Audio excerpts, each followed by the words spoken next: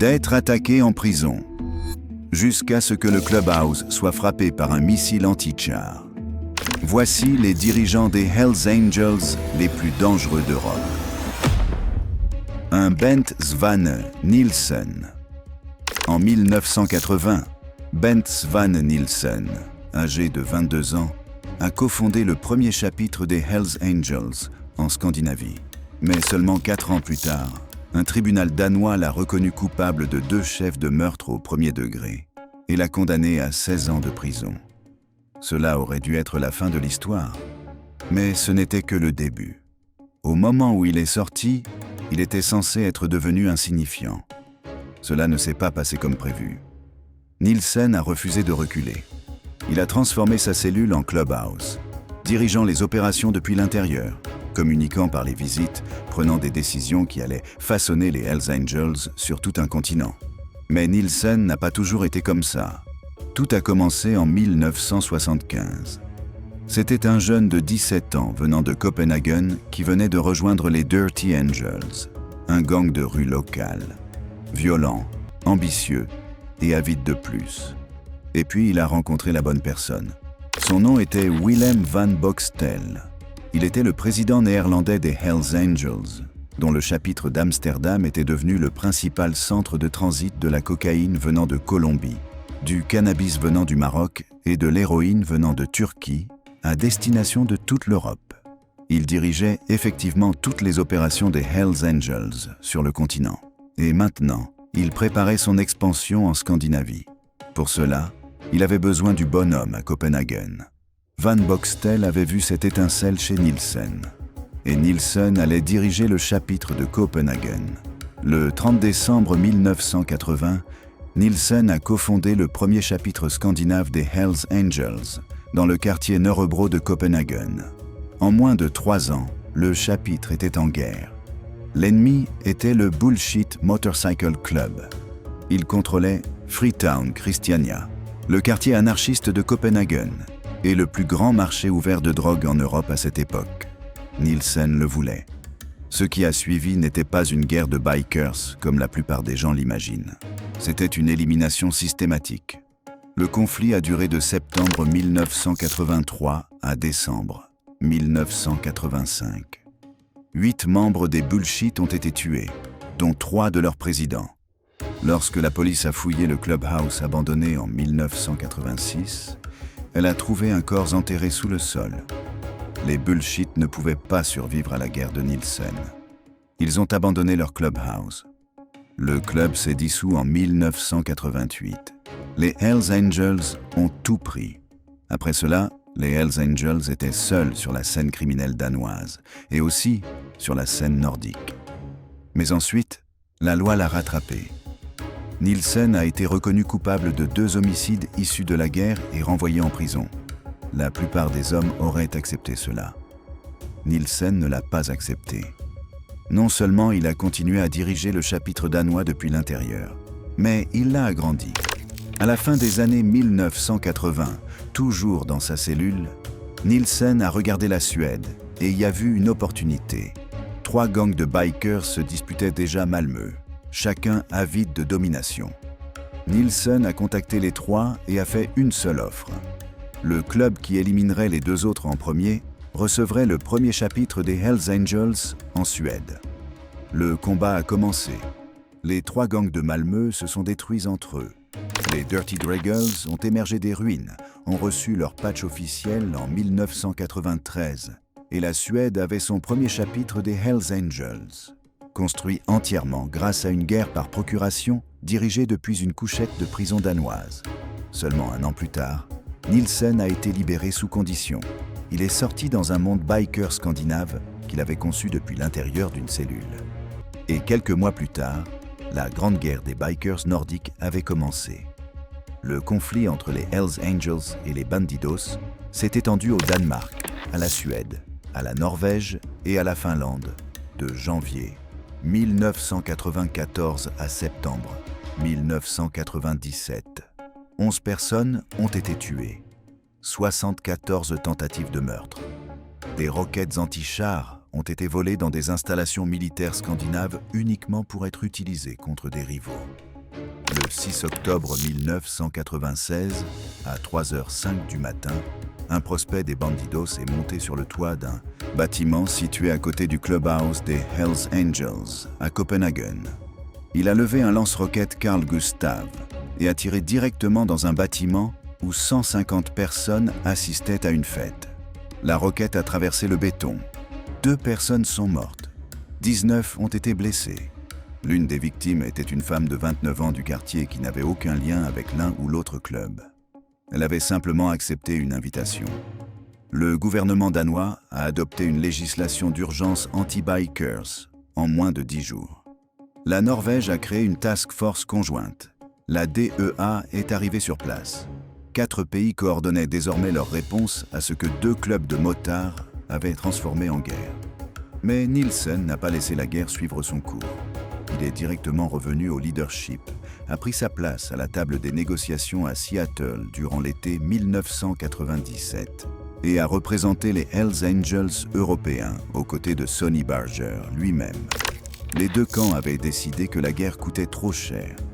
Et le 25 septembre 1997, Nielsen s'est tenu devant les caméras de télévision danoises et a serré la main du président des Bandidos Jim Tindal au journal télévisé national du soir, en direct, devant tout le pays. Le commandant de la police danoise, qui a passé des années à le traquer, l'a qualifié comme l'un des Hells Angels les plus féroces d'Europe. Mais la férocité est une qualité personnelle. Ce que Nielsen a démontré était quelque chose de plus rare, que l'enfermement physique n'est une limite que si la personne enfermée l'accepte comme telle. Il ne l'a jamais fait. De Jørn Jønke Nielsen.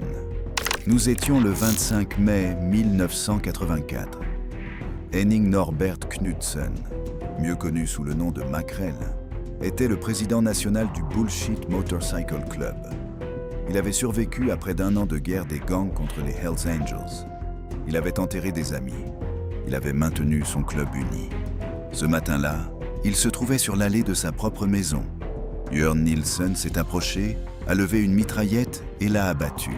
Puis il s'est approché du corps, l'a retourné d'un coup de pied pour ne pas avoir à regarder le visage et a tiré plusieurs autres rafales dedans pour être certain.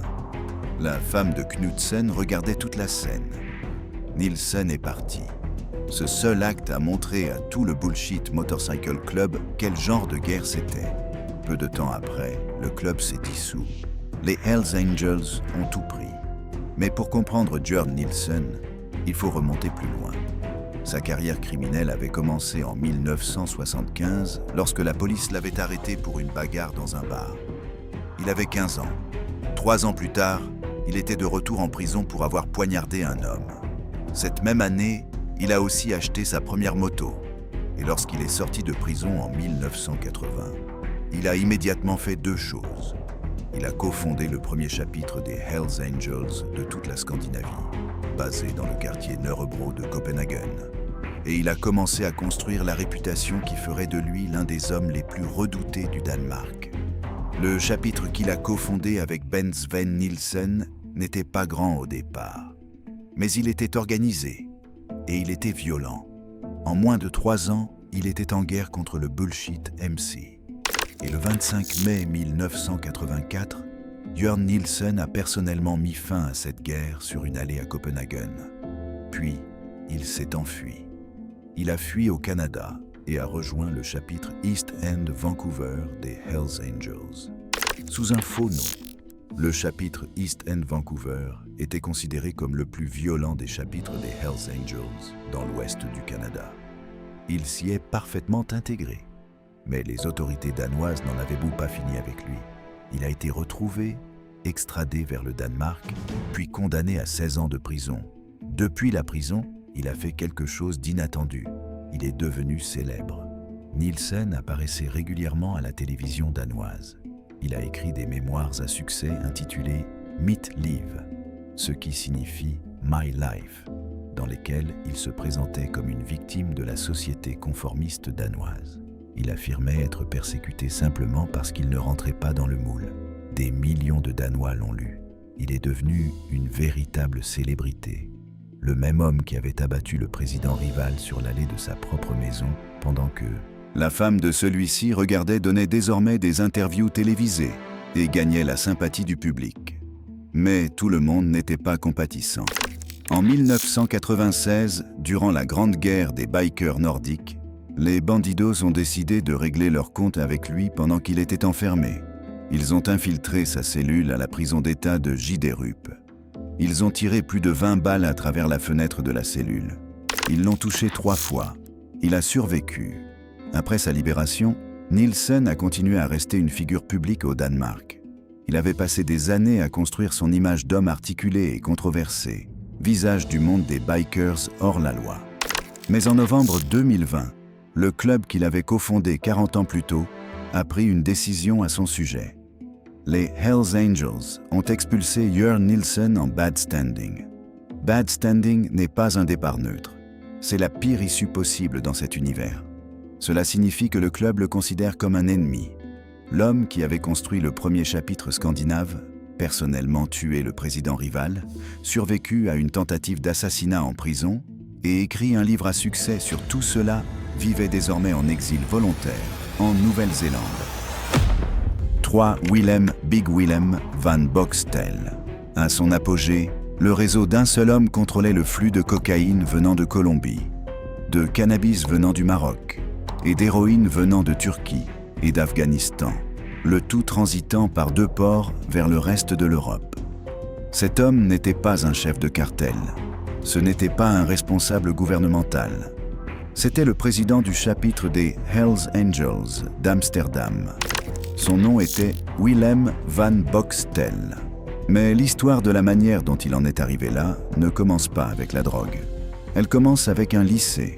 En septembre 1974, Van Boxtel avait 18 ans.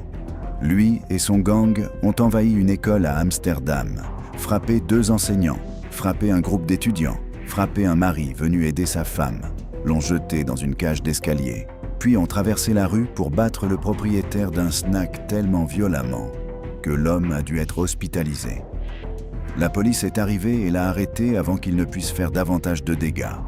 Lui et 11 de ses partisans ont été reconnus coupables d'agression. C'était le début. La ville d'Amsterdam était tellement désespérée d'arrêter la violence qu'elle lui a fait une offre. Ils lui ont donné 172 500 florins, l'équivalent de plus de 100 000 $ américains, pour construire un clubhouse. En échange, il était censé arrêter de faire du mal aux gens. Ils ont aussi accepté de lui verser 21 300 florins par an pour organiser des événements caritatifs et apprendre aux jeunes à conduire des motos. Il a pris l'argent. Il a construit le clubhouse. Il n'a pas arrêté de faire du mal aux gens. Et lorsque les responsables municipaux ont découvert plus tard qu'il avait dépensé les subventions caritatives annuelles pour améliorer le clubhouse au lieu d'aider qui que ce soit, ils ont discrètement arrêté les paiements. À ce stade, cela n'avait plus d'importance. Van Boxtel possédait quelque chose de bien plus précieux qu'un financement municipal. En 1977, Sonny Barger lui-même observait déjà les opérations de Van Boxtel et lui a accordé le statut de prospect chez les Hells Angels. Le 28 octobre 1978, 2 représentants du chapitre d'Auckland se sont envolés vers Amsterdam et ont remis à Van Boxtel son patch officiel.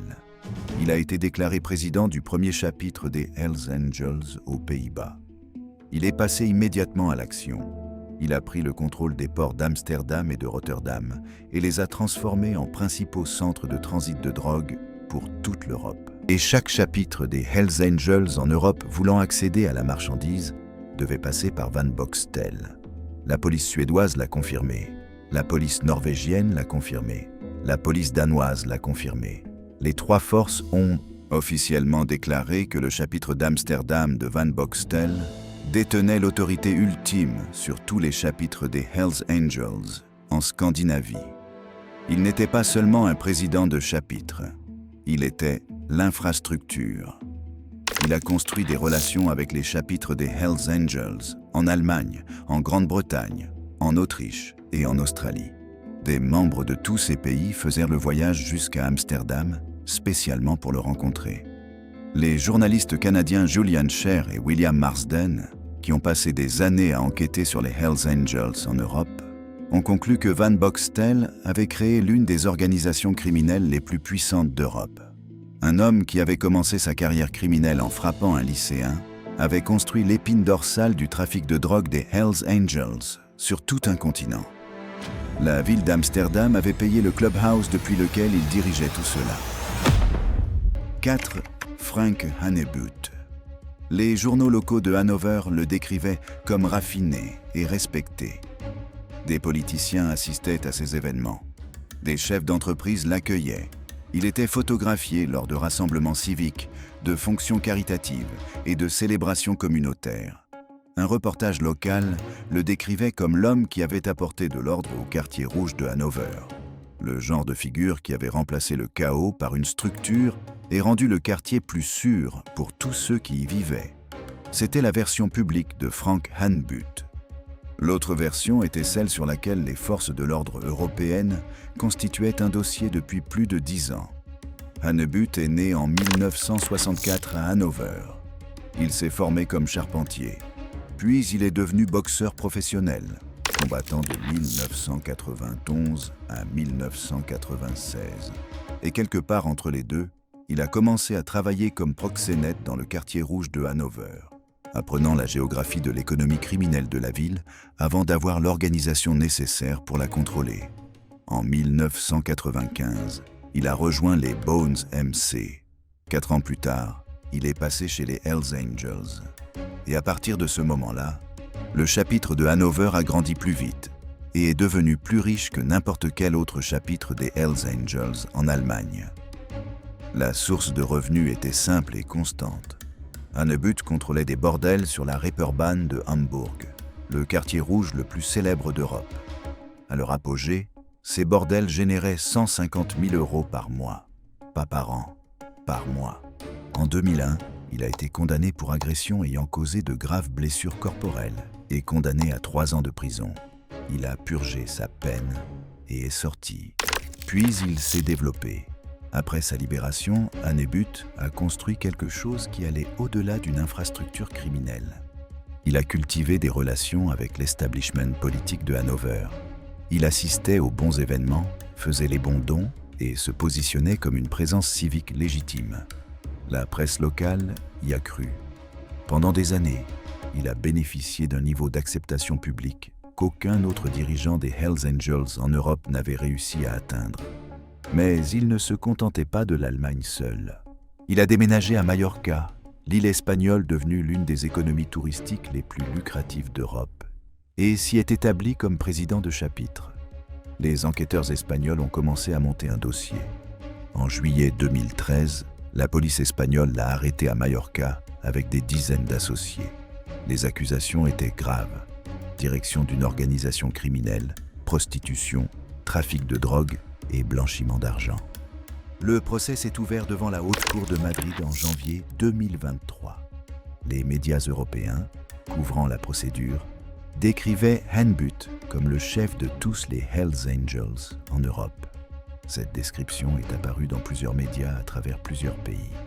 Ce n'était pas une description anodine. Elle reflétait l'évaluation d'enquêteurs ayant passé des années à cartographier son réseau. Le procès a duré 9 mois. Le 26 septembre 2023, le tribunal a acquitté Frank Hannebuth de toutes les accusations. 13 co-accusés ont également été acquittés. Il est sorti libre de la Haute Cour de Madrid, exactement comme il avait toujours marché en public, à découvert, dans une ville où les gens connaissaient son nom et pensaient comprendre quel genre d'homme il était. 5 Nekati, Neko, Arabassi. Il existe un mandat d'arrêt contre Nekati Arabassi. Ce n'est ni un mandat local ni un mandat national.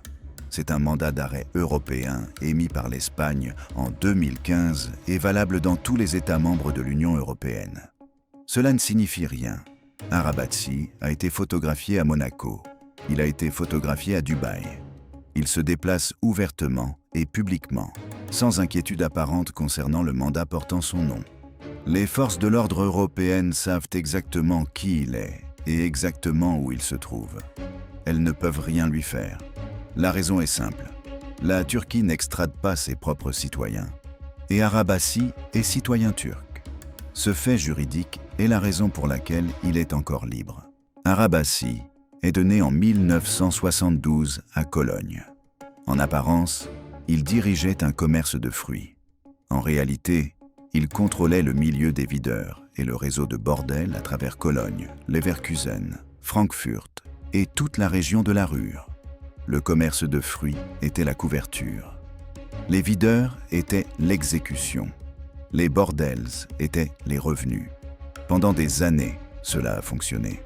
Puis, en 2002, une task force spéciale de police l'a arrêté. 2 ans plus tard, en 2004, un tribunal allemand l'a reconnu coupable de direction d'une organisation criminelle, proxénétisme, traite aggravée d'êtres humains et extorsion. Il a été condamné à 9 ans de prison. Cela aurait dû tout arrêter.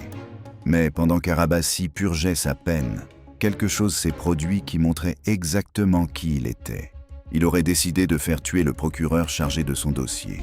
Il aurait engagé un tueur à gages albanais venant de Duisburg pour exécuter l'assassinat. La police allemande a découvert le complot, placé sous écoute sa salle de visite en prison et rassemblé suffisamment de preuves pour l'inculper. Il a été acquitté pour un vice de procédure. Il a purgé sa peine, a été libéré en 2007, puis expulsé vers la Turquie. La plupart des hommes dans cette situation auraient pris du recul. Arabassi a fait exactement l'inverse. En 2010, il a été nommé président du chapitre Hells Angels MC Nomads à İzmir, en Turquie. Il ne se cachait pas. Lorsque Frank Hanbut a été arrêté à Majorca en 2013, les enquêteurs et journalistes ont commencé à se demander qui remplirait le vide au sommet des Hells Angels européens.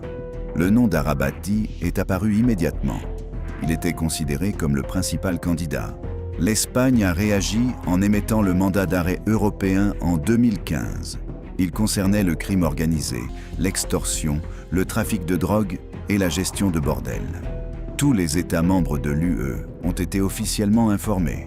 Arabati a continué à vivre sa vie. Les agences européennes de maintien de l'ordre peuvent documenter ses déplacements, rédiger leurs rapports et mettre à jour leurs dossiers. Rien de tout cela ne change sa situation. Tant qu'il reste hors du territoire de l'UE et que la Turquie maintient sa politique d'extradition, le mandat n'est qu'un morceau de papier. Arabassi n'a été arrêté par rien. 6. Uwe Padir. Il existe des images de vidéosurveillance du meurtre. Elles montrent le moment où un homme lié au camp des Bandidos a été exécuté dans une attaque ciblée. Propre, organisée, délibérée. Pas une bagarre. Pas une confrontation de rue qui a dégénéré. Une opération planifiée menée par des personnes qui savaient exactement ce qu'elles faisaient et qui avaient reçu l'ordre de le faire. Cet ordre venait d'Uwe Padir. Padir était le président du chapitre Berlin City des Hells Angels. Dans une ville où les Hells Angels et les Bandidos se disputèrent le territoire depuis des années, c'était lui qui dirigeait le côté des Angels. Lorsqu'une figure rivale a commencé à se rapprocher du camp des Bandidos, Padir a pris une décision. L'exécution a suivi. Il a été condamné. Il a été condamné à la prison à vie. Et ensuite, selon les autorités allemandes, il a continué à diriger l'opération. Pas depuis une position d'influence affaiblie, pas symboliquement. Les enquêteurs ont affirmé que Padir continuait à diriger les opérations de rue à Berlin depuis sa cellule, en communiquant grâce à des téléphones introduits clandestinement que les agents pénitentiaires ne parvenaient pas à localiser. Le chapitre continuait à fonctionner. Les décisions continuaient à être prises. L'infrastructure qu'il avait construite ne s'est pas arrêtée parce que son président était derrière les barreaux. C'est un schéma qui apparaît plus d'une fois sur cette liste. La porte de la cellule se ferme et les hommes qui ont construit quelque chose de réel trouvent simplement une autre façon de continuer à le faire fonctionner. Pour certains, la prison est une interruption. Pour d'autres, c'est un changement de bureau. Padir appartenait à la deuxième catégorie. Les images de surveillance qui l'ont fait condamner ne l'ont pas arrêté. La condamnation à perpétuité ne l'a pas arrêté. Ce qu'elle a fait, c'est confirmer ce que les forces de l'ordre berlinoises soupçonnaient depuis des années, que le chapitre Berlin City des Hells Angels n'était pas un club vaguement organisé. C'était une opération criminelle avec une structure de commandement, et Badir en était au sommet. 7. Thomas Müller. Nous étions le 26 janvier 1994. Un van circulait dans les rues de Helsingborg, en Suède. Thomas Müller était sur son toit. Il avait une mitraillette de gros calibre dans les mains. Alors que le van passait devant un clubhouse appartenant à un gang rival allié aux Bandidos, il a ouvert le feu. Un membre a été touché. Il a perdu un doigt. C'était le premier tir de la guerre des bikers nordiques du côté suédois, et Müller l'avait tiré personnellement. Mais pour comprendre pourquoi il se trouvait sur ce toit, il faut remonter à 1993. C'est Bent Van Nielsen, toujours enfermé dans sa cellule danoise, qui avait orchestré la création du premier chapitre des Hells Angels en Suède. 3 gangs de bikers à Malmö avaient reçu une seule offre: éliminer les 2 autres, et le patch sera à vous.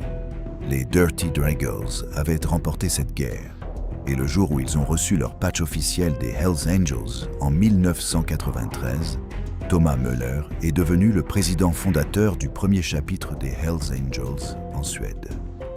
Il avait 30 ans. Quelques mois plus tard, la guerre contre les Bandidos avait commencé, et Müller n'était pas un président qui dirigeait les choses à distance. Il était sur le toit d'un van en mouvement, tirant sur un clubhouse rival. Cela a donné le ton de sa manière de diriger. Sous sa direction, le chapitre suédois a tenu bon durant les années les plus violentes de la guerre nordique. Bombardements, fusillades, 8 bikers ciblés dans 4 pays en une seule semaine en mars 1996. La violence s'est propagée vers le nord jusqu'en Finlande, où des clubs alliés ont subi des raids des Hells Angels, ayant coûté la vie à des présidents rivaux. Le chapitre de Müller était au centre de tout cela. Mais Müller possédait une qualité qui le rendait particulièrement précieux pour l'organisation d'une manière allant au-delà de la violence. Il n'avait aucun casier judiciaire. Ce simple fait avait énormément d'importance. Bent Van Nielsen, malgré le fait qu'il était la figure la plus puissante des HA européens à l'époque, était interdit d'entrer aux États-Unis à cause de ses condamnations pour meurtre. Lorsque Sonny Barger voulait rencontrer en personne les dirigeants européens, Nielsen ne pouvait pas monter dans l'avion. Müller, lui, le pouvait. Alors, Müller s'est rendu aux États-Unis. Il a rencontré Barger. Il est devenu, en pratique, le visage international officiel des Hells Angels européens durant les années de guerre. L'homme qui pouvait entrer dans des salles à Auckland auxquelles Nielsen ne pourrait jamais accéder. Lorsque la guerre s'est terminée et que les 2 camps ont accepté des négociations de paix à Seattle durant l'été 1997, Müller a représenté les Hells Angels à la table des discussions. Il était assis aux côtés de Barger. Il a aidé à négocier les termes qui ont mis fin à 3 années de conflit à travers 4 pays. Après le traité de paix, les autorités suédoises ont commencé à examiner de plus près le mode de vie de Müller. Ce qu'elles ont découvert était intéressant. Il percevait des allocations d'invalidité suédoises comme revenus déclarés. Pendant ce temps, il possédait une Ferrari, un Hummer, plusieurs Harley-Davidson, plusieurs appartements, un domaine en Afrique du Sud et une collection privée de souvenirs nazis que les enquêteurs suédois décrivaient comme un musée. L'écart entre ses revenus déclarés et ses biens réels n'était pas subtil. L'expert de la police suédoise Lasse Vierup, qui a passé des années à étudier les Hells Angels en Suède, a résumé l'organisation que Müller avait construite. Ils sont les plus organisés, ont la meilleure discipline et le plus faible taux de départ des membres. Ils se consacrent aux crimes les plus sophistiqués qui rapportent le plus d'argent. Thomas Müller a construit cette organisation. Il a tiré le premier coup de feu de la guerre qu'il a défini. Et il était l'homme auquel Sonny Barger faisait confiance pour la représenter lorsque la guerre fut terminée. 8. Marius Lazar. Le 16 janvier 2023, des US Marshals attendaient à la porte d'embarquement à Bucarest.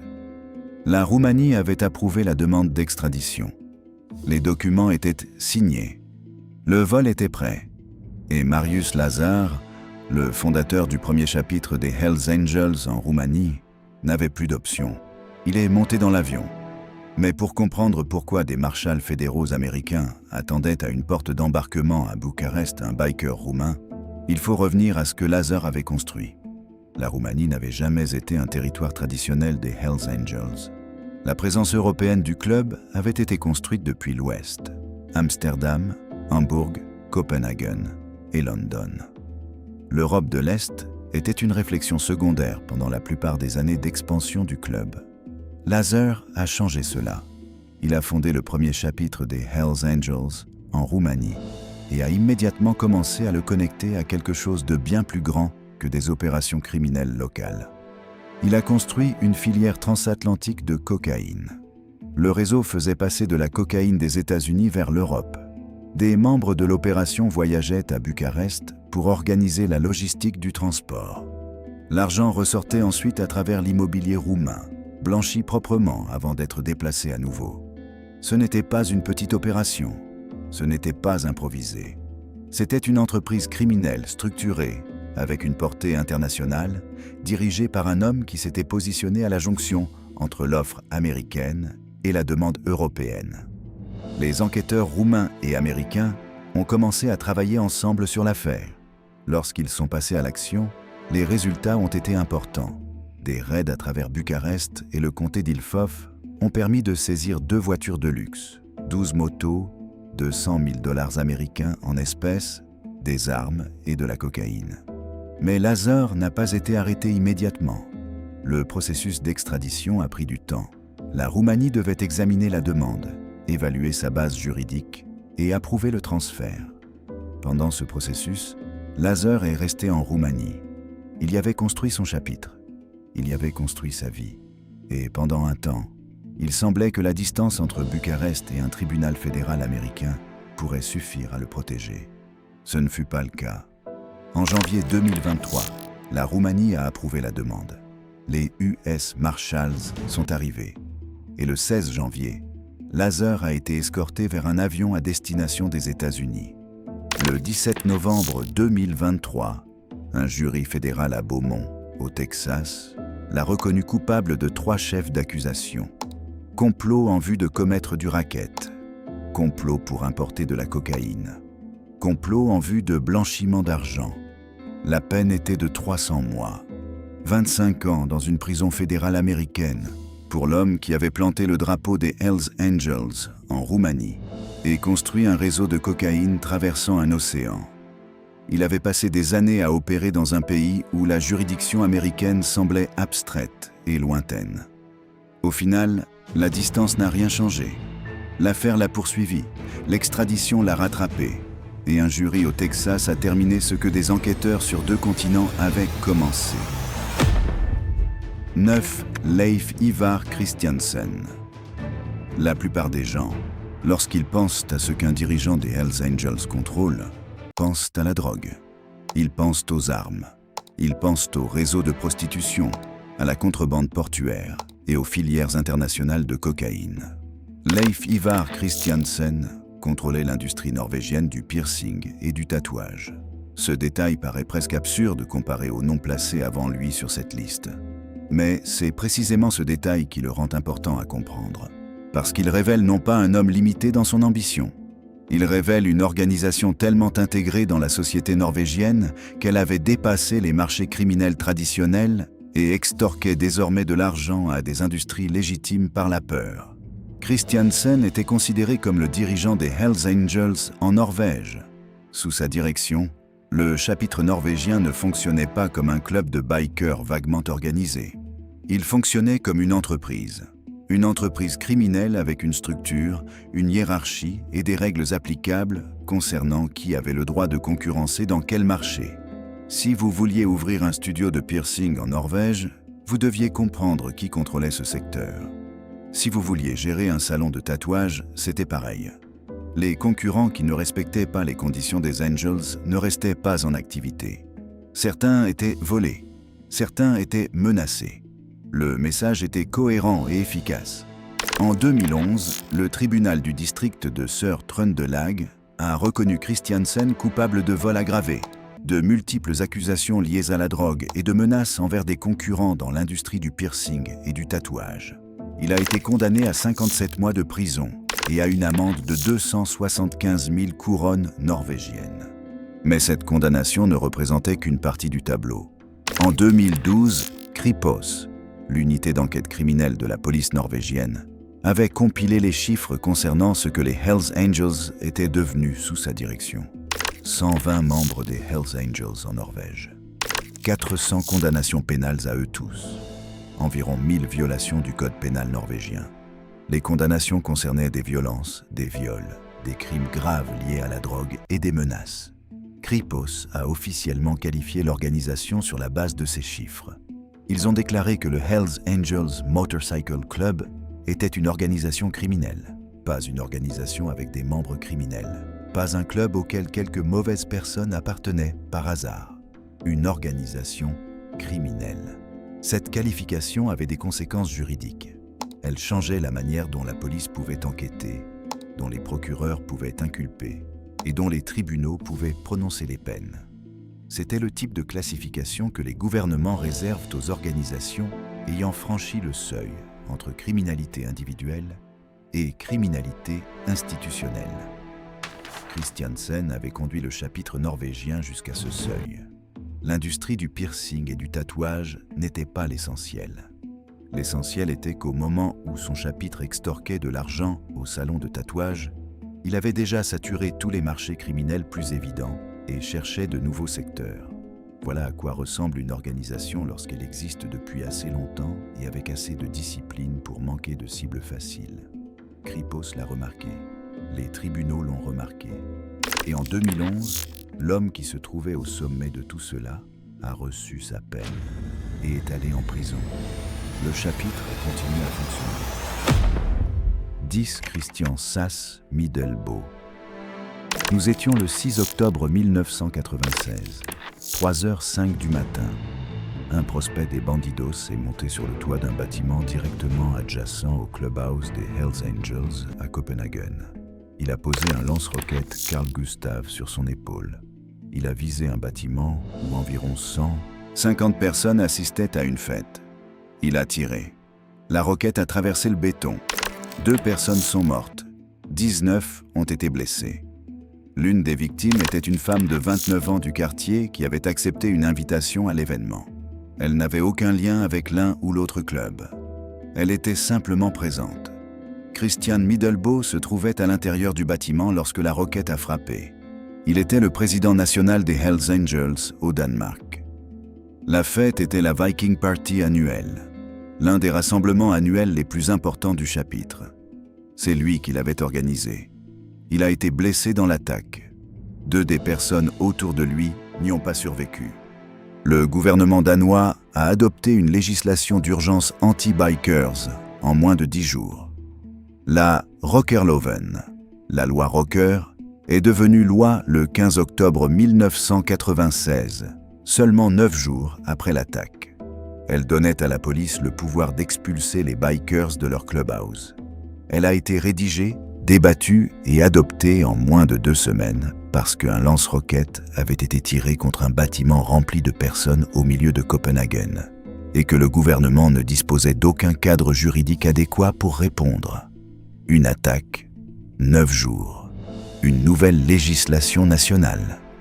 Voilà l'ampleur de ce que Middelbo dirigeait. Mais l'attaque à la roquette ne venait pas de nulle part. Middelbo dirigeait les Hells Angels danois pendant la phase la plus violente de la Grande Guerre des bikers nordiques, depuis son début en janvier 1994. 11 personnes ont été tuées dans 4 pays, 74 tentatives de meurtre, des voitures piégées, des roquettes anti-chars, volées dans des installations militaires scandinaves et utilisées contre des cibles civiles. Middelbo était l'homme qui guidait le chapitre danois à travers tout cela, pas depuis les marges, depuis le centre. En tant que président national, chaque grande décision stratégique prise par les Angels danois pendant la guerre passait par lui. Les Bandidos avaient tenté de le tuer à sa propre fête, dans son propre clubhouse, avec une arme conçue pour détruire des véhicules blindés. Il a survécu. Il a continué à diriger. Et lorsque la guerre s'est finalement terminée le 25 septembre 1997, et que Nielsen a serré la main du président des Bandidos en direct à la télévision danoise, c'était l'organisation que Middelboe avait maintenue unie pendant 3 années de violences soutenues de niveau militaire, qui se trouvait de l'autre côté de ce traité de paix. La roquette qui a traversé le mur, le 6 octobre 1996, visait à mettre fin aux Hells Angels danois à leur moment le plus vulnérable. Cela n'a pas fonctionné. La guerre des bikers nordiques a produit la plupart des noms figurant en haut de cette liste. Mais l'acte de violence le plus concentré commis par un Hells Angel en Europe ne s'est pas produit en Scandinavie. Il s'est produit dans une zone industrielle belge, un mardi après-midi. 11 Ali Ipeksi. Nous étions le 20 mai 2011. Le Outlaws Motorcycle Club organisait une réception d'ouverture pour un nouveau centre de pneus à Maasmechelen, une zone industrielle dans la province belge du Limbourg. C'était un événement commercial, une célébration.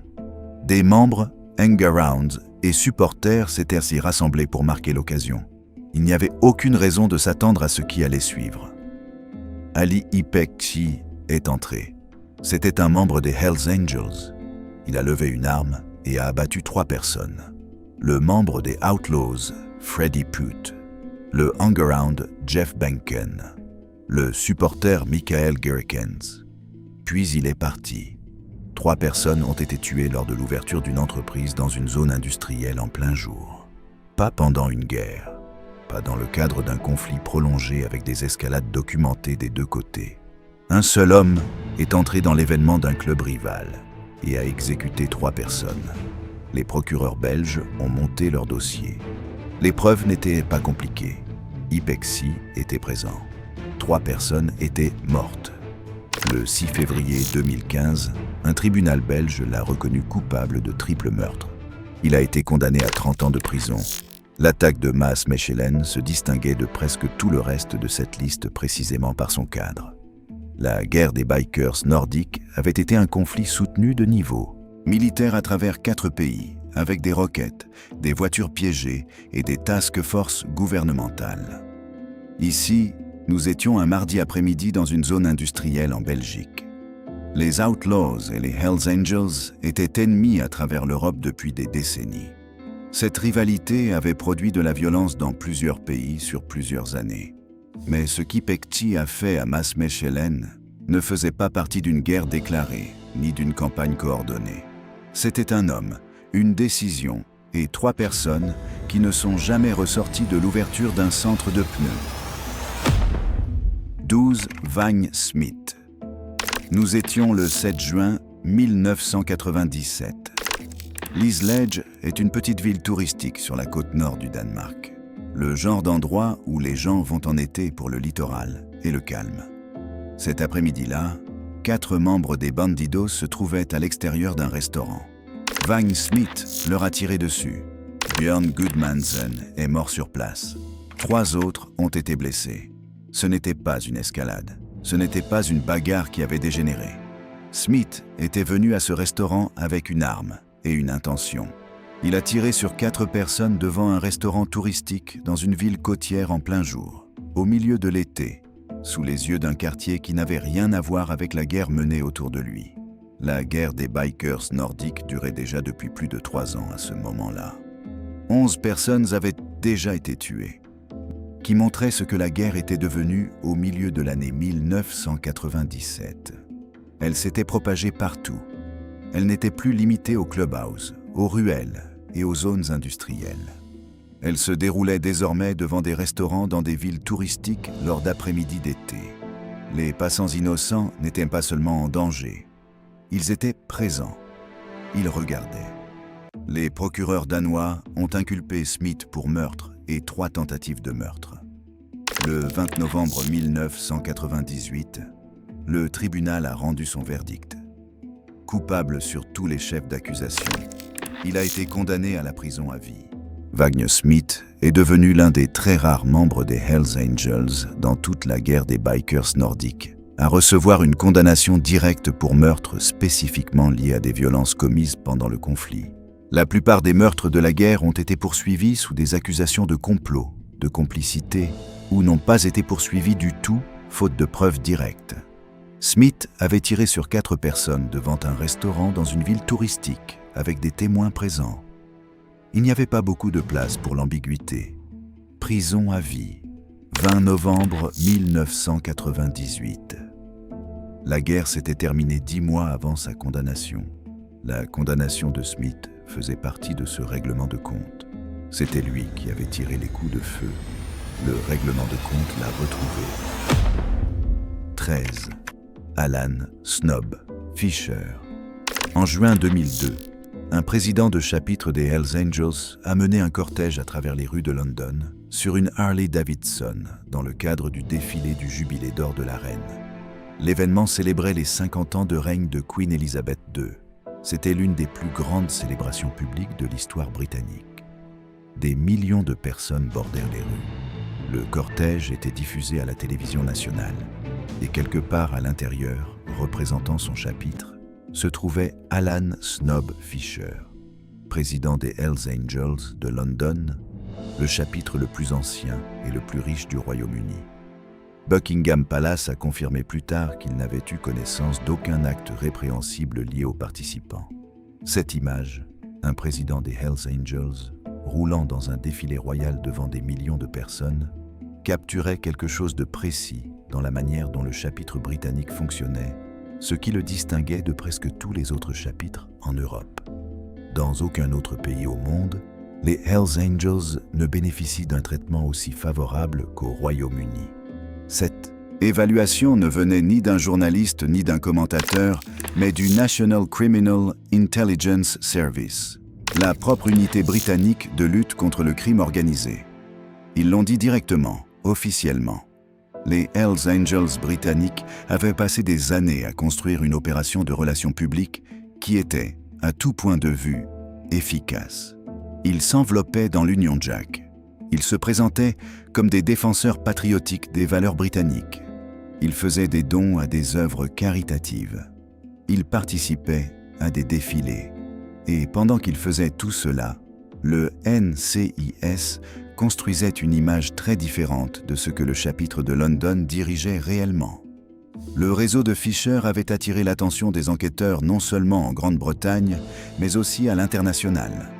Les journalistes canadiens Julian Scher et William Marsden, qui ont passé des années à cartographier les opérations des Hells Angels, en Europe et en Amérique du Nord, ont documenté ce que les services de renseignement britanniques avaient conclu concernant l'opération de cocaïne liée au chapitre de London. Leur évaluation n'était ni mesurée ni nuancée. Ils l'ont décrite comme le réseau de contrebande de cocaïne le plus sophistiqué de la planète. L'infrastructure avait des racines profondes.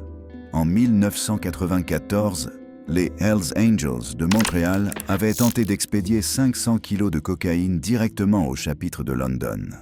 La cargaison a été interceptée. Le réseau qu'elle révélait ne l'a pas été. Lorsque les enquêteurs ont fouillé des locaux liés au chapitre, ils ont trouvé des listes de contacts couvrant chaque chapitre des Hells Angels au Royaume-Uni. Les Hells Angels néerlandais et suédois rendaient régulièrement visite au chapitre britannique. Marco Egger, du chapitre d'Amsterdam, était souvent présent. Le NCIS qualifiait les Hells Angels britanniques de groupes criminels, organisés connaissant la croissance la plus rapide au monde. Ils accusèrent le club d'être responsable de plus d'agressions et de meurtres que n'importe quel autre gang du pays. Au moment où Fisher dirigeait son chapitre lors du défilé du Jubilé d'or, il existait 16 chapitres des Hells Angels à travers le Royaume-Uni. Lorsque l'agent du NCIS, qui les avait suivis pendant des années, avait commencé en 1995, il n'y en avait que 13. Fisher avait dirigé une organisation qui s'était développée, avait construit des filières internationales d'approvisionnement et avait réussi à faire tout cela tout en conservant une image publique suffisamment soignée pour obtenir une invitation à un défilé royal. La sophistication n'était pas dans la drogue. La sophistication résidait dans la distance entre ce que le chapitre semblait être et ce que les enquêteurs affirmaient qu'il était réellement. L'un passait à la télévision, roulant à travers London durant l'été 2002. L'autre se trouvait dans les dossiers. 14 Louis, Long Louis, Hageman. C'était un dimanche matin de mars 1984. Quelqu'un est entré par effraction dans un appartement à Amsterdam. À l'intérieur se trouvait Corinna Bollard, une hôtesse de l'air de la KLM. Elle a été étranglée à mort. Puis ses 2 enfants ont été retrouvés. Donna avait 9 ans, Sharon en avait 6. Toutes 2 avaient été poignardées. 3 personnes, un appartement, un dimanche matin. L'affaire est devenue froide presque immédiatement. Les détectives néerlandais ont identifié un suspect. Ils ne l'ont pas poursuivi. Le dossier a été classé. Corinna Bollard et ses 2 enfants sont devenus une affaire non résolue dans les archives de la police d'Amsterdam. Et l'homme que la police soupçonnait est resté libre pendant près de 2 décennies. Son nom était Louis Hagman. Et pour comprendre comment il est resté libre aussi longtemps, il faut commencer plus tôt. Hagman est né en 1953 à Amsterdam.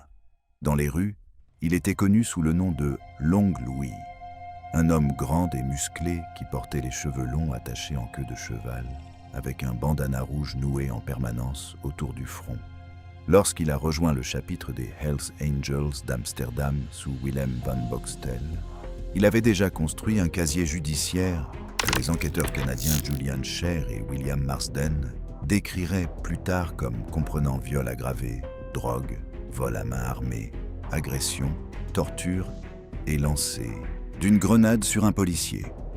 Plus de 100 condamnations au total. Il n'était pas un membre périphérique du chapitre d'Amsterdam.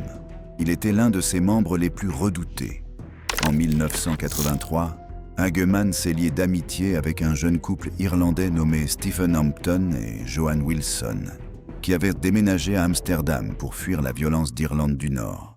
Ce n'étaient pas des criminels. C'étaient 2 personnes qui s'étaient retrouvées dans l'orbite de Hagman. Hampton travaillait dans un bar que Hagman fréquentait. Wilson a commencé une relation secrète avec Hagman. Les personnes qui la connaissaient la décrivaient comme fascinée par l'univers des Hells Angels. Le 20 septembre 1985, Wilson a disparu. Elle a quitté l'appartement de Hampton le matin et n'est jamais revenue. Son torse et sa jambe gauche ont été retrouvés plus tard dans un canal d'Amsterdam. L'affaire n'a jamais été résolue. Les autorités néerlandaises ont innocenté Hagman du meurtre de Wilson, faute de preuves suffisantes. Mais l'une des anciennes petites amies de Hagman, une femme nommée Mier, a plus tard raconté une autre histoire aux enquêteurs. Elle a déclaré que lorsqu'elle vivait avec Hagman, il s'était vanté d'avoir tué une femme en 1984, ainsi que ce qu'il appelait ses morveux. Elle a aussi affirmé qu'il s'était vanté d'avoir étranglé une autre petite amie, démembré son corps, donné certaines parties à des cochons dans une ferme appartenant à un autre Hells Angel et jeté le reste dans un canal. Elle a raconté comment Hagman avait été hospitalisé après avoir tenté de l'étrangler à mort dans une crise de jalousie et comment il avait tiré dans la jambe de l'un de ses ex-petits amis dans une tentative de le castrer. Rien de tout cela n'est arrivé devant un tribunal pendant des années.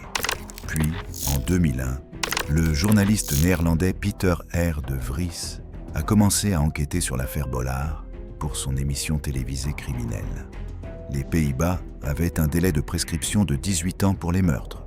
Le temps de l'affaire Bollard arrivait presque à expiration. De Vries a découvert que Hagman avait été le principal suspect en 1984 et que les détectives ne l'avaient pas poursuivi. Il a commencé à interroger des témoins. Il a découvert l'affaire Wilson en parallèle. Les Hells Angels néerlandais ont réagi en attaquant son équipe de tournage avec des pierres pour le forcer à arrêter. Il n'a pas arrêté. Les émissions ont eu l'effet recherché. Des témoins se sont manifestés. D'anciennes petites amies ont témoigné. 2 criminels connaissant les activités de Hagman ont fourni des déclarations. Le 6 février 2003, un tribunal néerlandais a reconnu Louis Hagman coupable des meurtres de Corinna Bollard, Donna Bollard et Sharon Bollard. Il a été condamné à la prison à vie. En 2005, la condamnation a été confirmée en appel final. Lors de l'audience de condamnation initiale, Willem van Boxtel, président du chapitre des Hells Angels d'Amsterdam, est apparu devant le tribunal et a demandé au juge une peine clémente. Il a parlé en bien du caractère de Hagman. Le juge n'était pas d'accord, parce que le délai de prescription dans l'affaire Wilson a expiré en 2003. Hageman n'a jamais été inculpé pour son meurtre. Son père, dans une déclaration à la presse après la condamnation dans l'affaire Bolhar, a affirmé que Hageman vivrait le reste de sa vie comme un homme innocent en ce qui concernait Johan et que la police d'Amsterdam avait beaucoup de comptes à rendre. Louis Hageman a été condamné pour avoir tué une mère et ses 2 jeunes enfants. Les meurtres avaient eu lieu 19 ans avant sa condamnation. Un journaliste de télévision s'est approché plus près de la justice que la police ne l'avait fait en 2 décennies. Et le président des Hells Angels d'Amsterdam s'est présenté dans une salle d'audience pour soutenir l'homme qui avait fait cela. 15. Matt Kelly. Le premier chapitre des Hells Angels en Irlande a été fondé en avril 2011. Cette date est importante. En 2011, tous les autres chapitres de cette liste existaient déjà depuis des décennies. Bent Van Nielsen avait cofondé le chapitre de Copenhagen 31 ans plus tôt. Van Boxtel dirigeait Amsterdam depuis 33 ans. La guerre des bikers nordiques était terminée depuis 14 ans. L'infrastructure que ces hommes avaient construite avait déjà façonné le crime organisé européen pendant une génération. L'Irlande était un nouveau territoire. Matt Kelly était l'un des membres fondateurs et une figure importante du chapitre de Dublin, basé à Dublin 15. Il était le neveu d'Eamon Kelly, un criminel reconnu du milieu de Dublin, ce qui signifiait qu'il n'était pas arrivé chez les Hells Angels comme un étranger. Il est arrivé avec des connexions déjà établies dans les réseaux criminels de la ville et une compréhension du fonctionnement du crime organisé en Irlande. Le chapitre irlandais était petit selon les standards européens. Il ne possédait pas l'infrastructure industrielle de drogue du chapitre néerlandais, ni l'empire territorial du chapitre danois. Il n'était pas engagé dans une guerre ni confronté à un club rival capable de tirer des roquettes sur son clubhouse. Ce qu'il possédait, c'était le patch, le réseau qui l'accompagnait, et l'attention du Garda Síochána, la police nationale irlandaise, dès le moment de sa création. Cette attention n'était pas passive. Lorsque près de 300 Hells Angels se sont rassemblés à Dublin pour un grand événement du club, les Gardaí ont déployé des ressources importantes pour le surveiller. Ils ne traitaient pas le chapitre irlandais comme une curiosité. Ils le traitaient pour ce qu'il était, un nouveau nœud dans l'une des organisations criminelles les plus documentées du monde. Le chapitre de Dublin représentait quelque chose de précis dans le contexte de cette liste. Pas le sommet de ce que les Hells Angels avaient construit en Europe, la frontière de cette expansion. Le moment où une organisation criminelle qui avait déjà saturé la Scandinavie, l'Allemagne, les Pays-Bas et le Royaume-Uni a décidé que l'Irlande serait la prochaine étape. Chaque chapitre figurant au-dessus de Kelly sur cette liste a commencé quelque part. Van Boxtel a commencé avec un gang de rue et une ville qu'il avait payée pour arrêter de se battre. Nielsen a commencé comme un adolescent bagarreur qui avait rejoint les Dirty Angels. Anne Butt a commencé comme charpentier travaillant dans le quartier rouge. Ils ont tous commencé modestement. Le chapitre de Dublin a été fondé en avril 2011. Matt Kelly était là dès le début. La direction que cela prendra ensuite est une question que les forces de l'ordre irlandaises surveillent encore de très près. Plus de 250 chapitres à travers l'Europe, la plupart dont vous n'entendrez jamais parler. Les hommes de cette liste étaient différents. Ils ne se contentaient pas de commettre des crimes.